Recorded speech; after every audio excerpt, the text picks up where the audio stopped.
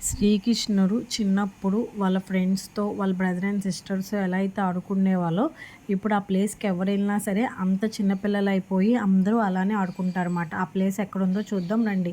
Hi friends! Welcome back to కిడ్రక్ Bhanu channel. ఈరోజు video వచ్చేసరికి ఏంటంటే, శ్రీకృష్ణుడు చిన్నప్పుడు యశోదతో, బలరాముడితో వాళ్ళ అన్నయ్య బలరాముడితో ముగ్గురు ఆడుకునే ప్లేస్ అని చెప్పి అంటారు. ఇది మధురాలో గోకులంలో ఈ ప్లేస్ అనేది ఉండిద్ది. ఈ టెంపుల్‌లో ఓన్లీ మనకి ఆళ్ళ ముగ్గురు విగ్రహాలే ఉంటాయి. ఆటిలిని దర్శించుకోవడానికి వెళ్ళేటప్పుడు అక్కడ డాన్సులేస్తారు. చిన్నవాళ్ళు, పెద్దవాళ్ళు అందరూ కలిపి డాన్సులేస్తారు.